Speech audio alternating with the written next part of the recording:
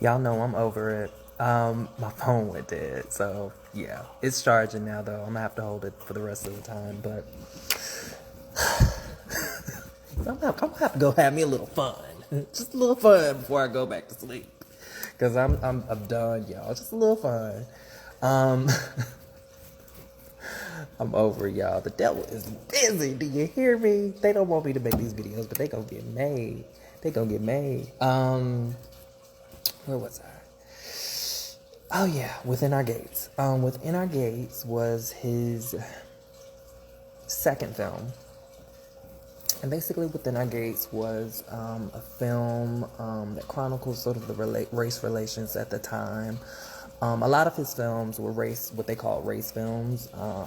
Just covered, issues of the times, issues within the black community, you know, things standing in the way of us achieving and succeeding and getting the things that we want to better our community, the oppression and the injustice that we would face, the mob violence, the lynchings, the rapes, just all of this stuff, just encompassing and really shining a light on the time, which within our gates, a lot of people recounted as a sort of response to Birth of a Nation, which again, if you remember in part one, was just a super disgusting propaganda film that demonized black folks and went along with all these sort of tropes and stereotypes about black people. It was responsible for the resurgence of the KKK. It was just, it was in black, like the person who was supposed to be the black person was like this animal and or made up to be this animal and was in blackface. And just sort of perpetuating this angelic imagery of the white woman in the film and trying to sway white women from not being in interracial relationships and just really demonic demonic propaganda. What I love about Within the Gates, though, it was completely the opposite in every way as it would be. It really, you got a feel of what it was like to be in those times. Just to brief you on the story was basically about this teacher. She was biracial. She went up north to visit with her cousin and to stay with her cousin for a while. She came from the country. She used to be super poor or whatever, so she was living with her cousin. She, had the privilege of getting some schooling or whatever, and she was trying to start a school for these kids. She wanted to, continue to be able to fund the school, I guess, that they had in process for black kids, Negro school. She didn't have the funding, so she was trying to figure out how she was going to do it, how she was going to get it. And mind you, the film was in black and white. With this film, which I thought, just a little caveat, what I thought was interesting was that, this film was discovered in the 80s. They thought it had been lost. And the copy that they actually got, it 93 actually. Or did they find the film in the 80s and released it in 93? I think they found it in 93. I think they found it in 93. Regardless, they found it in Spain, of all places. And it had been renamed La Negra, the Black. And basically the film was, all the title cards were all translated into Spanish. So what they had to do was retranslate them back into English. And they had to get all of these different people to translate and sort of read all of Oscar's books and sort of get a feel of what his language was what the dialect of the time was, really get a feel for Av and understanding Black American English and really trying to honor his film and retranslate it back into English from Spanish. So I thought that was really, really interesting. that they got the film from Spain and had to go through this entire process. Some of the title cards, I think there were like a couple title cards in it that were still from the original film. But yeah, just really interesting. Funny story. Whenever I was watching it last night, whenever I started watching it, I had my headphones in and I'm sitting there like listening, like, what the hell? I'm having trouble with my headphones too. This technology is really been getting on my nerves. I'm like, what the hell is going on with my headphones? It's a silent film. But basically within the gates, yeah, it's about the teacher, you know, trying to get funding for her school. How she got funding was super just, it was a lot. You know, she had opposition, you know, the antagonist. I love what Oscar did with the antagonist. He sort of really diverted from this sort of angelic white woman kind of narrative that was always perpetuated in film and really showed the truth. You know, you got to think 40% of white women own slaves. Like, that's history. That's in the books. So yeah, the antagonist was this lady named Geraldine, and she was just completely against, like, you know, the funding the school, and like, you know, supporting Sylvia, who was the protagonist. And you know, there was a lot of stuff going on that I won't spoil that, but there was her cousin, Sylvia's cousin, actually intercepted a message that was coming from her fiance. Her cousin had she was a fae. If Black Americans know exactly who I'm talking about. She was a fae. She had a thing for her husband or her cousin's fiance. So she kind of, you know, tucked away the, so interesting seeing it too, the, how am I forgetting? The telegram. She intercepted the telegram, tucked it away or whatever, so the girl never got it, and she allowed her cousin to get caught in this compromising position, which her husband was just like over, or her fiance was just like over or whatever, and went on about his business. But the rest of the film is like chronicling, you know, her situation and her trying to get funded for the school, and then also, you know, she ended up actually going back south to help her family. Her family, you know, of course, they weren't educated, which is a theme of Oscar's and his films. He, a lot of the time, which, just a little caveat before I continue, something that is really interesting about his films, he did like over 40 films. Something that's interesting to me that I haven't really understood yet, and I'm really curious to see how he went about it, because it could be either way, which, again, the times, he portrays the educated Negroes of the time, the successful Negroes of the time, as biracial, light-skinned, and the not so educated Negroes of the time as dark-skinned, which something that I didn't know that you, I'm sure, will find very interesting, which it makes sense. It does make sense when you think about it. Pre the Civil War, pre us being free from slavery, the majority of free black folks in America were biracial black folks. So yeah, that makes sense in a lot of ways. And I mean, in my head, I'm thinking like offspring of the slave owners and that sort of thing. And then like the colorism aspect of it. And even whenever I was thinking about it, I'm just like, damn, like there's always been this like, in just terms of like the supremacy of it all, or fragility of it all, the divide and conquer kind of thing, like trying to like sort of, I can't even disrespect chess like that, but like trying to like move us around like chess pieces and make us divisive of each other and like envious of each other and that sort of thing, and create division, which at the same time, yeah, I don't know. Where was I going with this? Oscar and his film.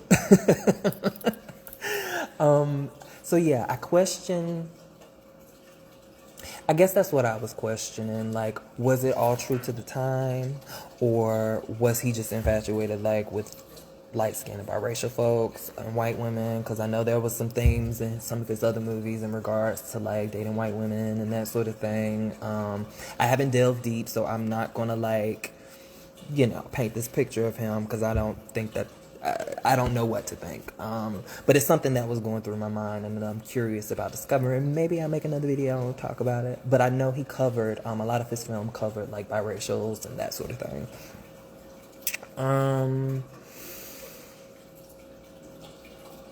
And I mean, all of his, you know, protagonists, because I mean, there were also some of the villains in his films were biracial folks. So even with that being said, you know, something that I love about him is that he was always about bettering the community as a whole, and just giving us imagery that we can look to and look up to. And, you know, countering these images of, you know, white supremacy that were put out to disparage us and to really, like, make us look like monsters, and just to change our narrative. I respect him for that. So I would never want to say anything like that. I think I'm so used to seeing it now, those kind of tropes being portrayed now, that I question it, but it would go against everything that he stood for, in a sense. And then too, you know, the films could be great. That just could be one thing that probably wasn't great. Of course, like I said, I have not delved into all of his films, so I do not know. Take what I'm saying as a grain of salt. Honor this man, because he has done so much for us. Don't listen to me. Anyway, that was my little tangent. The film ends up turning, what I'll say, because I don't want to spoil the film ends up turning into, like, this big murder fiasco that goes down, and there's some other stuff that goes down, child, and, like, it's a lot, but it's good. It's very, like, interesting, and I definitely encourage you guys to go see it. The only film of his that has, like, that still has, like, all of, like, the title cards and stuff to it is Body and Soul. But Within Our Gates was great. You know, there was a part at the end that I was really, it was impressive, especially, again, like I said in the original video, some of the conversations that we've been having about Black American film, and just some of the conversations. I know the other day I spoke about Joe Biden and the crap that he was talking, and the propaganda video that he put out, and he's been on that, like, America is a nation of immigrants type shit, and it's just like, we descendants of slaves, nigga. Like, slaves, our ancestors weren't immigrants. Like, we were forced to be here, like, period. Like, we were forced to be here, and we were forced to build this country. Like, we not immigrants, bro. Like, we not. And indigenous folks ain't immigrants. So it's interesting how he's, like, trying to change that narrative, and push that down our throat. And some of the conversations that he was having, I remember some of those panels that he was having with, like, groups of Black folks, where he was, like, pandering to specifically the Latinx community, but, like, he was like, well, look, America's gonna be majority Latino, and y'all need to get with them, or something like that. And he's supposed to be talking to this group of Black people about the needs of Black Americans, and, like, all of that. Y'all, the videos are there. Check them out. Check out the man y'all put in office. Check out Jim Crow Joe. He's a mess and a half. Jim Crow Joe is a mess and a half. He's the way that he's just, like, been ignoring the Black community, these executive orders that he's been putting out for everybody except us. You know, he's put in place executive orders to protect Asian Americans against, like, racial discrimination and stuff like that. He's been putting in these executive orders for, like, immigration. Meanwhile, we just spent an entire summer and literally are still suffering. This has been our experience for, like, the past 500 years of the discrimination and the murder that's been continuously happening, and us not getting justice for But that's not priority for your first 100 days, Joe. That's not. We don't need an executive order to have these sociopaths stop killing us, Joe. Like, for real? Is that what we doing, Joe? You did it, Joe. Yeah, let me stop because I try not to talk about politics whenever I get on this thing because I will go on. But something that I found interesting about the movie was that at the end, actually, it was interesting. And mind you, this is like 1920 when this movie came out, and they were having that conversation. One of the characters was telling Sylvia at the end, he was like, be proud of your country. Basically, be proud of being a black American. He's like, be proud of your country. He's like, look at what your people did when Roosevelt commanded us to go fight in Cuba. He was like, look at what we did when they sent us to Carzel, Mexico, and when they sent us to France. You know what I mean? He was like, be proud, you know. He was like,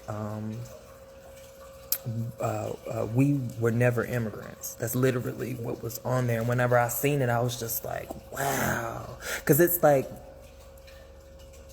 this has been Joe's thing. And I mean, this has been a lot of those politicians' things, like really like trying to skim over our history and erase our history and really erase who we are so they don't have to address us, so they don't have to deal with the shit that they have done. And when I say they, I mean the government. You know what I mean? These politicians are representatives of the government.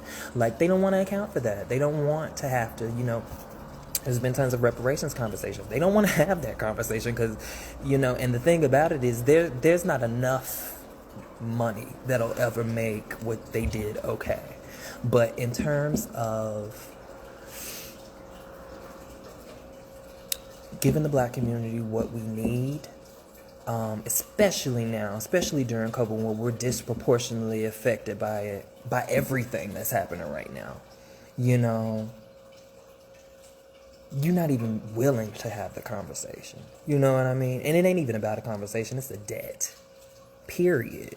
So it's like, it's just very interesting with all of that. But with this movie, the fact that they addressed that, it was everything. Honestly, it was everything. You know, I love to see filmmakers just, I feel like when you make moves like that, and when you're just so far ahead of the curve, I mean, we're literally talking over 100 years ago, you know what I mean? And it's still resonating and still vibrating to this day. Like, that's what it's about. Like, and that's why it's so important that we tell our own stories, you know. I know there's been a lot of conversations about black Americans having autonomy of our stories, which we definitely should. Writing our own stories, producing our own stories, acting in movies as ourselves, and you know, having control over our narrative. You know, it's always been important that we have control over our narrative because, again, we've always had propaganda within film. The first film was a black American propaganda film. It was anti-black American. You know, so how do you not know that and not understand why black Americans are saying what they're saying about their representation? You know? How do you not understand that? And it's not being anti-anybody, but it's recognizing the propaganda at play. It's recognizing how these people move.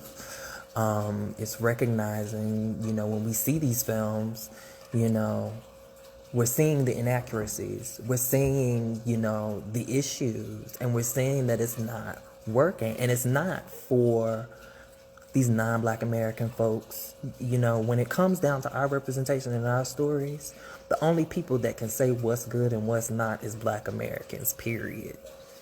You know what I mean? Period. You don't have an opinion. as far as I'm concerned, if you're not a Black American, period, when it comes to our stories and our representation. But it's important for us to definitely be able to tell our own stories and have ownership and autonomy and agency of our stories and ourselves, always. Always. Folks don't know what we go through. Folks don't know what we're up against. People think they know. People watch TV and these music videos and, you know, hear all of these nonsensical people just have all these nonsensical conversations, and they think they just have us pegged, and they don't even know the half of who we are. They just don't. And, you know, I just wish and I hope that moving forward things change and you know, all of us who have something to say in regards to where our stories are being taken and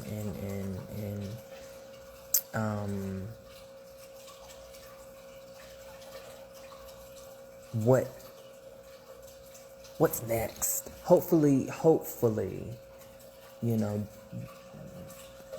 the conversation goes in the direction of us fully having autonomy of ourselves, because it's very strange seeing how people feel like they have ownership of us and like they have ownership of our culture, and they have a say in what goes on in our culture and in our depictions and in the preserving of our history and who we are and how we do things. You know what I mean? Look at Oscar Micheaux's film Within Our Gates. The importance of what he left behind. You know what I mean? And it's just like, we shouldn't even have to go and jump through so many hurdles just to be heard in terms of, especially in this business, but within any business. I mean, within America, just in general, given what we've done, just in general, but specifically within this industry, as many times as Black people had to save this industry, you know, I think about, you know, during the Black exploitation era, which again was another era where they were trying to like tarnish our image and tarnish who we are and make us look like fools, which actually ended up becoming very popular to the point where they started trying to make white Black exploitation films that didn't work. But they made those films so they could make money, because the film industry was tanking. You know, they've always done that. When you think about all those sitcoms and shows and stuff during the 90s, you know, from the starter networks like UPN to like all of these other networks that were like tanking, like those Black shows saved those networks. Like, you think about, there's so many examples. You think about Blade. Wesley Snipes and Blade, you think about that movie. That was the very first Marvel movie. You know, we in 2021, Marvel movies have been, for the past decade plus, have been the cash cow of the film industry. You know what I mean? But it took a Black man to make the first one and for it to be super successful and set the precedent. You know what I mean? So, I don't know. When it comes to this film game, I'm just really... I'm not letting up. Like, I'm putting pressure. Because it's just like, I'm tired of seeing the same old thing. I'm tired of seeing the blatant propaganda. I'm tired of seeing folks feel like they have ownership of our things. Like, the appropriation, the cosplay. Like, and no shade.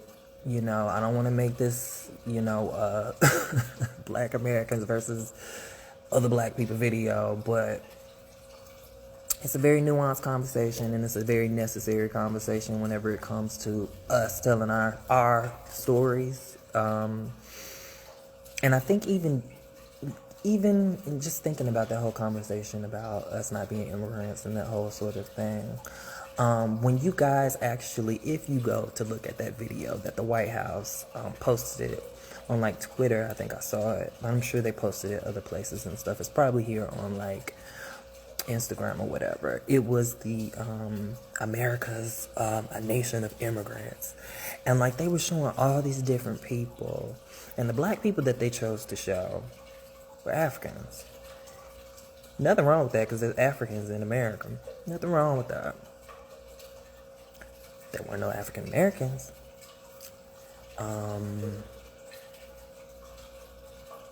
I mean, if you are creating this narrative that America is a nation of immigrants, you wouldn't, right?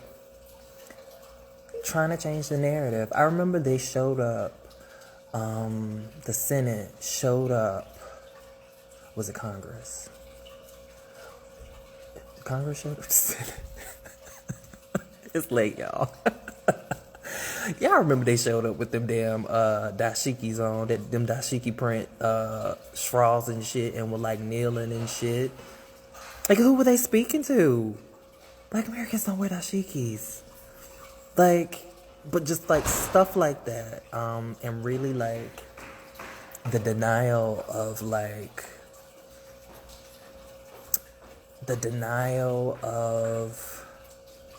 us as Americans. Still, it just makes me think about that go back to Africa thing. You know, when like racists and white supremacists and all that shit, they're like, go back to Africa. And it's just like, nigga, I ain't never been to Africa. Or better yet, how about you buy me a plane ticket? How about you buy me some,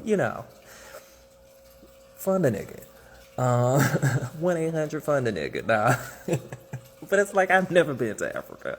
Like, gone somewhere with all of that. But it's just like that back to Africa stuff, or like just this narrative of trying to make us thought American, and we're more American than most, if not all. You know what I mean? Like, we built this motherfucker. We built it. We fought in every war. We were the currency. Like, our hands, our work, our hard work. When you go into some of those slave narratives and hear them speak, just blow your mind. When you go into some of the research and just understand what it is that they had to go through on those plantations, like literally working themselves to the bone, like literally to the bone, like ligaments falling off and all of it, like super graphic shit, like crazy stuff, the way that they had to train themselves and just how they worked, and just they were doing stuff that should have been impossible for human beings to do, but they did it because they had to survive. You know what I mean? And just like, I don't know, just all of the shit that we have had to go through, even after slavery. Like, I know we all focus on slavery a lot, which as we should, but like, it's been 500 years of oppression. Maybe not the same shit, but oppressive ass shit, rooted in the same shit. You feel me? Ain't nobody more American than us, and it ain't even a contest. Like, that ain't the point. And if anybody watching this come to me with all of that, you can miss me with all of that. Ain't in competition with nobody. My thing is, my people deserve more. My people deserve better. Our experience is one where we're often appropriated, often stolen from, often capitalized off of, and never given our just due, never given our credit. I spoke about that earlier. Folks feel like, and I feel like, honestly, in my true heart of hearts, I feel like people's approach in that way stems from us being descendants of slavery. Granted, there are other people who are descendants of slavery, maybe not American child of slavery, but at the same time, I think being that we're in America, people feel like because we are descendants of American child of slavery, that they somehow still have ownership of us.